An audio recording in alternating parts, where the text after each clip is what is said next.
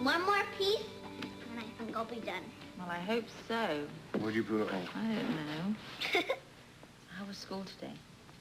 It was okay. It's just the usual. Are you still reading that book on circus life? You finished that about a week ago. You're not in touch, are you, Uncle Duke? Guess not. Well, neither of us are, darling. Not you. Look, I think we should be making a move to go home. Can I stay a little longer? Sure you can. Come help me. We'll clear away these dishes. Okay. Bring that with you. Eat it in the kitchen. Of course. I'll eat the leftovers. You won't eat the leftovers. You could put them in your plate. Move it. What's more milk? I understand you received a present of sorts recently. A present? A doll with a broken neck. Who told you? Sam. She couldn't keep it to herself. There shouldn't be any secrets, Anna. If there are, it's just going to make things tougher for you and Robin. What's going on? Saved by the bell, huh? Hello? Anna, I hope I'm not interrupting your dinner. What do you want? How are you feeling? I'm fine. Sorry. Is Duke around? Why? I need to have a word with him. Duke? Phone.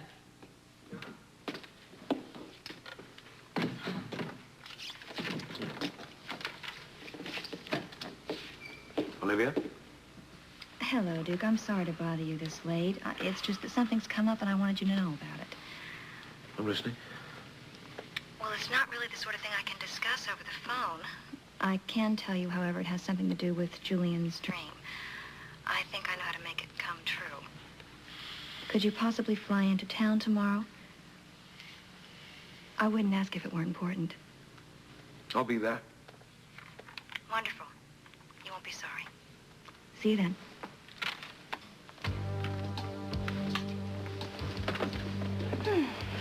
Should I have the slightest idea what you're up to? You'll find out soon enough. You generally know what you're doing. Generally. Have you seen me slip up yet? I'd better not. Don't worry. You and your family couldn't be in better hands. If you don't mind, I have a few phone calls to make. You're the boss. Don't forget it.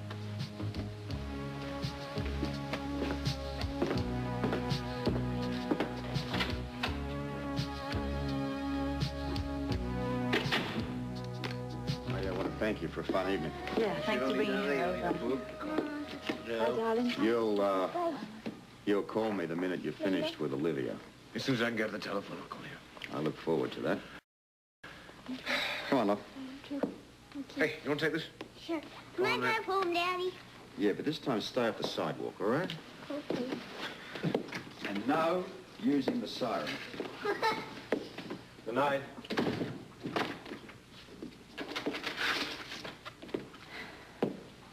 Well, you feel better? I don't know. Should I? I don't know. Olivia's call should prove interesting. Oh, nothing that woman says could ever interest me. Oh, come on, Anna. It could be a long shot, but it might just give us the ammunition to get rid of her for good. Yes. I certainly hope so. But you have your doubts. I don't know. Something seems wrong, doesn't it? Such as? Well, these recent developments. You mean Victor's sudden change of heart? Yeah, I mean, why? He calls up and says he has his conscience or whatever, and says he wants you to give it all up and get out of the organization. And then Olivia calls up, out of the blue, says she wants to discuss with you fulfilling Julian's wishes. Come on, it could be just coincidence. Yes. Or you might have to play one off against the other. Or they're both setting you up. I mean, either way, you're in trouble. Don't worry about me, huh? I have to worry about you. I love you. Well, in that case, let's just concentrate on you right tonight. Let's forget the Jeromes. Think about them tomorrow. We can manage to block them out. I think so. Yeah.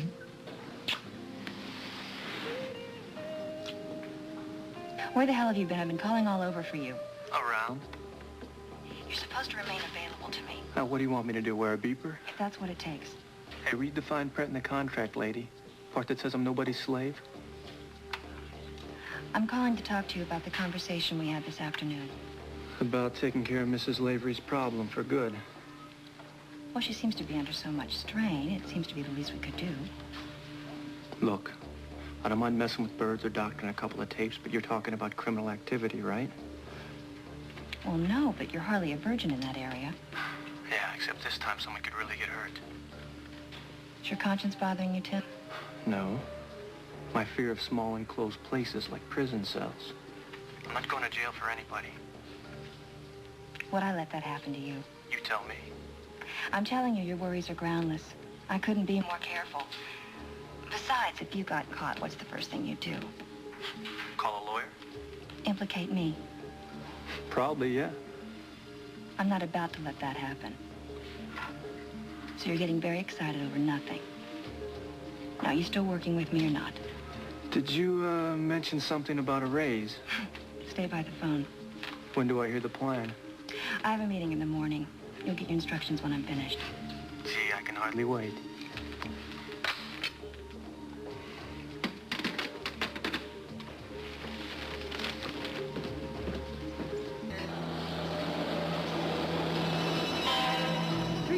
Perfect. That gives me plenty of time to straighten out all the little details. A lot of heavy stuff before we bring the Jerome and Carter families together. Mm-hmm.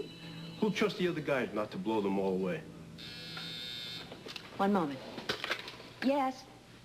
Thanks. Duke's here. He's on his way in. I'll tell him that the meeting is Friday night. He'll never know the difference. He's gonna be fried when he finds out what you've done. If it's one thing I know, it's how they handle Duke Lavery. They play it cool.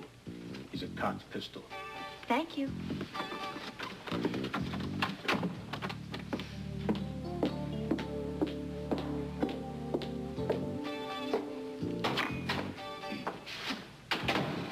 Well, surprise, surprise. I expected to find you behind my desk as usual, trying to take my place. Duke, no one could take your place. Ever.